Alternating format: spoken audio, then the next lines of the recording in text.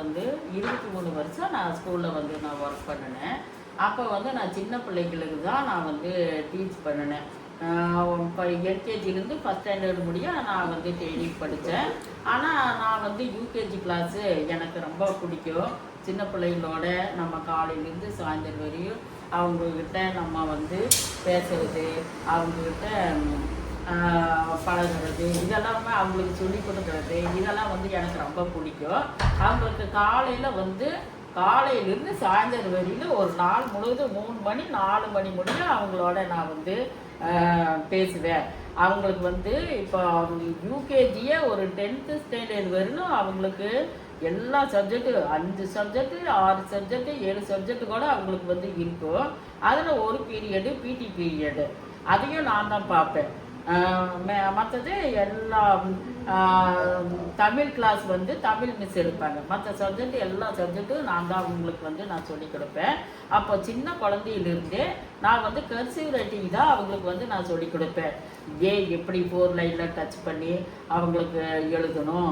இப்போ எலிஃபெண்ட் அப்படின்னு சொன்னாக்கா எப்படி எப்படி போடணும், எல் எப்படி போடணும்னு 4 லைனில் டச் பண்ணி அவங்களுக்கு சொல்லிக் கொடுப்பேன். நான் எப்படி சொல்லிக் கொடுக்குறேனோ அதே மாதிரி அந்த சின்ன குழந்தைங்க அழகாக எழுதுவாங்க. அப்போ அவங்க பேரண்ட்ஸுங்களுக்கு ரொம்ப பிடிக்கும் அவங்களுக்கு. அது மாதிரி எல்லா சப்ஜெக்டும் அவங்களுக்கு வந்து நான் சொல்லி கொடுத்து அவங்கள வந்து நல்ல இம்ப்ரூவ் அவங்களுக்கு நான் வந்து ஒரு நல்ல ஒரு மாடரேட்டாக நான் வந்து அவங்களுக்கு நான் வந்து சொல்லி கொடுப்பேன். அது வந்து எனக்கு ஆண்டவர் கொடுத்த ஒரு ஆசீர்வாதம். அவங்க நல்லா படிக்கணும், நல்லா எழுதணும் அப்படிங்கிறதுக்காகவே நான் காலையில் சாப்பிட மாட்டேன். ஸ்கூலுக்கு போகும்போது மத்தியானம் சாப்பிட மாட்டேன். ஈவினிங் ஒரு வேளை மட்டும்தான் நான் சாப்பிடுவேன். அப்போ தான் நான் வந்து ஃபாஸ்டிங் எடுத்து அவங்களுக்கு நான் வந்து நல்லா நான் வந்து சொல்லிக் கொடுப்பேன். சொல்லிக் கொடுக்கும்போது அவங்க நோட்டை வாங்கி பார்த்தோம்னா ஒரு 10th ஸ்டாண்டர்டு பிள்ளைங்க எப்படி ஹேண்ட் ரைட்டிங் எழுதுகிறாங்க அதே மாதிரி அவங்களும் நான் அவங்க ட்ரெயின் பண்ணுவேன். நான் நல்லா வந்து சொல்லிக் கொடுப்பேன். அது வந்து எனக்கு ரொம்ப பிடிக்கும். இப்போ ஜூன்லேருந்து மார்ச் வரலும் தான் அவங்களுக்கு வந்து ஸ்கூல் டைமு. அந்த மார்ச்சில் ஆனுவல் எக்ஸாம் இருக்கும். அந்த மார்ச்சில் ஆனுவல் எக்ஸாம் போது இன்ஸ்பெக்ஷனில் 4 பேர் வருவாங்க. வந்தாக்க ஒருத்தர் போர்டை செக் பண்ணுவாங்க, ஒருத்தர் வந்து 4 லைன் நோட்டு எப்படி எழுதியிருக்கிறாங்க அப்படின்னு செக் பண்ணுவாங்க. இன்னொரு இன்ஸ்பெக்ஷனில் ரீட் பண்ண சொல்லுவாங்க. இப்படி 4 பேர் அவங்கள பிள்ளைகளை எல்லாம் பார்ப்பாங்க, செக் பண்ணுவாங்க. அவங்க வந்து சூப்பராக பேசுவாங்க, இங்கிலீஷில் சூப்பராக படிப்பாங்க, சூப்பராக ஹேண்ட் ரைட்டிங் எழுதுவாங்க. இதெல்லாம் பார்த்து அந்த இன்ஸ்பெக்ஷனில் என்ன சொல்லிக்கிட்டு போகும்போது வண்டர்ஃபுல் மிஸ் நல்லா அழகாக சொல்லி கொடுத்தாங்க அப்படின்னு அவங்க சொல்லுவாங்க. இது எனக்கு ஒரு பெரிய ஒரு ஆசீர்வாதமாக இருந்தது.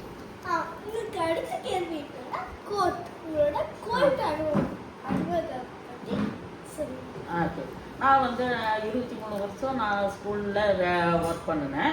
அப்புறமா அதன் பிறகு நான் அங்கிருந்து கோர்ட்டில் ஒர்க் பண்ணலாம். என்னையோட 25 பேர் இன்டர்வியூக்கு வந்தாங்க கோர்ட்டில் வேலைக்காக. அந்த 25 பேரில் அவங்க வந்து அந்த தலைமை நீதிபதி என்னை மட்டும்தான் அவங்க வந்து செலக்ட் பண்ணினாங்க. ஏன் அப்படின்னு சொன்னால் ஏசப்பா என்னோட கூட இருக்கிறாங்க. 25 பேரில் ஒருத்தர் செலக்ட் பண்ணுறது மிகவும் கடினம். அப்போ என்னை ஆண்டவர் வந்து செலக்ட் பண்ணினாங்க. முதலாவது போய் என்னோட சர்டிஃபிகேட் எல்லாம் வெரிஃபிகேஷன் பண்ணும்போது அவங்க கேட்ட கேள்வி, நீங்கள் கிறிஸ்தவங்களா அப்படின்னு அந்த கேள்வி கேட்டாங்க. கேட்ட உடனே இது வந்து ஏசப்பா தான் நமக்கு இந்த வேலைக்கு கூட்டிகிட்டு வந்துக்கிறாரு அப்படின்னு எனக்குள்ளாக ஒரு சந்தோஷமாக இருந்தது.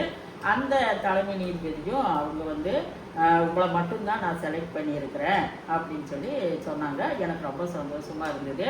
அது மட்டுமல்ல, நான் கோர்ட்டில் 13 வருஷம் நான் ஒர்க் பண்ணினேன். ஒர்க் பண்ணும்போது அங்கே அவங்களுக்கு வருஷம் இன்ஸ்பெக்ஷன் வரும். அப்போ அந்த இன்ஸ்பெக்ஷனில் கூட என்னுடைய வேலையை பார்த்துட்டு அவங்க என்ன சொல்லுவாங்கன்னா வெரி வெரி குட்டு அப்படின்னு சொல்லி தலைமை நீதிபதி சொல்லுவாங்க. அது எனக்கு வந்து ரொம்ப சந்தோஷமாக இருந்தது. அப்புறம் கூட வேலை செய்கிறவங்க எல்லாருமே வந்து காலையில் நேரமாக வந்து மேடம் என்னை ப்ளஸ் பண்ணுங்க அப்படின்னு சொல்லுவாங்க. நான் வந்து அவங்கள எதுக்கு அப்படின்னு கேட்டால் எனக்கு இன்னைக்கு பர்த்டே அப்படின்னு சொல்லுவாங்க. என் குழந்தைக்கு வந்து எம்பிபிஎஸ் சீட்டு கிடைக்கணும், அதுக்காக எனக்கு ப்ரேயர் பண்ணுங்க அப்படின்னு சொல்லுவாங்க. ஒரு சிலர் வந்து நான் இன்னைக்கு காலையிலேருந்து சாயந்தரம் வரைக்கும் நான் ஒர்க்கு நல்லா பண்ணணும், எனக்கு ப்ளஸ் பண்ணி எனக்கு ப்ரேயர் பண்ணுங்க அப்படின்னு சொல்லுவாங்க. அவங்களுக்காக நான் ப்ரேயர் பண்ணுவேன். இன்னொரு மேடம் இருந்துட்டு என்ன பண்ணாங்க, ஒரு டாக்குமெண்ட்டு தொலைச்சிட்டாங்க கோர்ட்டில். ஆயிரக்கணக்கான சூட் ரெஜிஸ்டர் நிறையா இருக்கும். அந்த இன்ஸ்பெக்ஷன் அப்போ அவங்க எங்கே வச்சாங்களோ டாக்குமெண்ட்டு கைமாறியே வச்சுட்டாங்க. அந்த டாக்குமெண்ட்டு கிடைக்கலன்னா அவங்க சஸ்பெண்டு தான் அப்படிங்கிற ஒரு சூழ்நிலையில் வந்து அந்த மேடம் வந்து என்கிட்ட கேட்பாங்க. எங்கிட்ட கேட்கறதுக்கு முன்னாடியே அவங்க என்ன சொல்லுவாங்கன்னா, நாம் ஐயோ இந்த டாக்குமெண்ட்டு காணாது போயிடுச்சு, நாங்கள் போய் ஒரு மந்திரவாதிகிட்ட போய் அந்த டாக்குமெண்ட்டு எங்கே இருக்குது அப்படின்னு நான் போய் கேட்க போகிறேன்னு மந்திரவாதிகிட்ட போகலாம் அப்படின்னு சொல்லிட்டு போவாங்க. அப்புறம் இன்னொரு மேடம் இருந்துட்டு, ஏன் மந்திரவாதிகிட்டெல்லாம் போகிறீங்க, இதோ இங்கே சுகுணா மேடம் இருக்கிறாங்க, இவங்ககிட்ட அவங்க ப்ரேயர் பண்ணினா கிடச்சிரு அப்படின்னு சொல்லுவாங்க. அதே போல் வந்து எங்கிட்ட ப்ரேயர் பண்ணுவாங்க. ப்ரேயர் பண்ணோடனே அது எங்கே இருக்குது உங்கள் சாமிகிட்ட கேட்டு எங்கிட்ட வாங்கிக்கிடுங்க. ஏன்னா கர்த்தரை அறியாத ஜனங்க தான் அங்கே இருந்தாங்க. அவங்க அப்படி சொல்லும்போது நான் வந்து அவங்களுக்காக ப்ரேயர் பண்ணிவிட்டு அந்த டாக்குமெண்ட்டு எங்கே இருக்குது அப்படின்னு சொல்லி நான் ஏசப்பாக்கிட்ட நான் கேட்பேன். அப்போ ஏசப்பாவும் எனக்கு வெளிப்படுத்துவார், இந்த பக்கம் இங்கே இருக்குது அப்படின்னு சொல்லிட்டு எனக்குள்ளாக ஆண்டவர் வந்து கிரியை செய்வார்.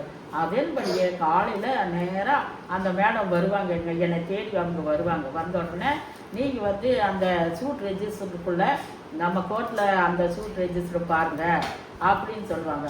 எந்த சூட் ரெஜிஸ்டரு, ஆயிரக்கணக்கான சூட் ரெஜிஸ்டர்லாம் அடுக்கி வச்சுருப்பாங்க. அப்போ அந்த கோர்ட்டு அந்த நம்பர் சொல்லி அதில் பார்த்தோம்னா அந்த டாக்குமெண்ட்டு அந்த சூட் ரெஜிஸ்டருக்குள்ளே இருக்கும். அவங்களுக்கு ஒரே சந்தோஷம் அனுபவம் எனக்கு இருக்குது. நிறையா பேருக்கு ஒரு ஆசீர்வாதமாக என்னை ஆண்டவர் அந்த இடத்துல வச்சார். ப்ரேயர் பண்ண சொல்லுவாங்க. அதையெல்லாம் பார்க்கும்போது எனக்கு ரொம்பவே நல்லா இருக்கும். ஸ்கூல் அனுபவத்துலேயும் பார்க்கும்போது அங்கேயும் ஒண்டர்ஃபுல்லுன்னு சொல்லுவாங்க.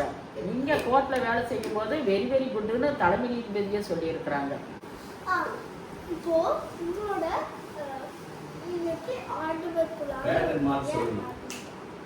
எப்படி நான் வந்து ஏசப்பாவை தெரிஞ்சுட்டேன் அப்படின்னு சொன்னாக்க, நான் சின்ன வயசுல இருந்தே சின்ன பிள்ளையிலேருந்தே 1ஆம் கிளாஸ் படிக்கும் பொழுது இருந்தே எனக்கு வந்து ஏசப்பானா ரொம்ப பிடிக்கும். அப்போ வந்து நான் ஸ்கூலுக்கு போனால் கூட அப்போவே நான் உபவாசம் போடுவேன். 5ஆம் கிளாஸ்லேயே நான் உபவாசம் போட்டு நான் ஜெபம் பண்ணுவேன். ஆண்டவரே, ஒரு சாரி ரைட்ஸ் சொல்லலை அப்படின்னு சொன்னாக்க நல்லா அடிச்சிருவாங்க. அதனால அந்த அடிக்கு பயந்துக்கிட்டு நான் உடனே ஏசப்பா கிட்ட முழங்கால் படிக்கிட்டு நான் ஜெபம் பண்ணுவேன். அப்போவே ஒரு வேளை சாப்பாடு வேண்டாம், என்னை யாரும் அடிக்கக்கூடாது அப்படின்னு சொல்லி நான் ஆண்டவர்கிட்ட ஏசப்பாட்ட நான் ஜெபம் பண்ணும் பொழுது என்னை அடிக்கவே மாட்டாங்க. அப்படி பார்க்கும் பொழுது எனக்கு ரொம்ப சந்தோஷம். அப்பா ஏசாமி உயிரோடு இருக்கிறாரு, இன்னைக்கு ஜீவனோடு இருக்கிறாருன்னு நான் 5ஆம் கிளாஸ்லேயே என்னை ஆண்டவர் எடுப்பார். அப்போ வந்து அப்போ போக 9ஆம் கிளாஸு 10ஆம் கிளாஸு 11th 12th இப்படியெல்லாம் படிக்கும்போது எனக்கு இங்கிலீஷில் நான் ரொம்ப வீக்காக இருப்பேன். எனக்கு இங்கிலீஷ்னாவே எனக்கு வந்து ஒரு அலர்ஜி. அப்போ ஆண்டவர்கிட்ட நான் கேட்பேன், ஏசப்பா எனக்கு வந்து இங்கிலீஷே வராது ஏசப்பா, என்னன்னா நான் வந்து ஒரு டீச்சராக வரணும்னு நான் சின்னதுலேருந்தே எனக்கு ஒரு ஆசை. ஆண்டவரே எனக்கு இங்கிலீஷ் வராது, நான் எப்படி டீச்சராக போகிறேன் அப்படின்னு சொல்லி ஆண்டவர்கிட்ட நான் கேட்பேன். அப்போ நான் வந்து இங்கிலீஷ் பாடத்தையெல்லாம் படிக்கும்போது அந்த இங்கிலீஷ் பாடத்தில் கை வச்சு நான் ஜெபம் பண்ணி இந்த பாடமெல்லாம் எனக்கு நல்லா புரியணும் ஏசப்பா அப்படின்னு சொல்லும்போது எனக்கு வந்து இங்கிலீஷ் கொஞ்சம் தெரியும். அப்போ வந்து நான் வந்து 12th முடிச்ச உடனேயே நான் டீச்சர் ட்ரைனிங் படிக்கணும் அப்படின்னு சொல்லிட்டு நான் பெங்களூரில் ஒரு வருஷம் டீச்சர் ட்ரைனிங்கு நான் வந்து படிக்கும்படி ஆண்டவர் உதவி செஞ்சார். அப்போ அதுக்காக நான் டீச்சராகவும் போய் ஒரு ஸ்கூலில் நான் இங்கிலீஷ் மீடியம் ஸ்கூலில் ஜாயின் பண்ணிட்டேன். அப்புறம் வந்து எனக்கு வந்து 3 பிள்ளைங்க இருக்கிறாங்க.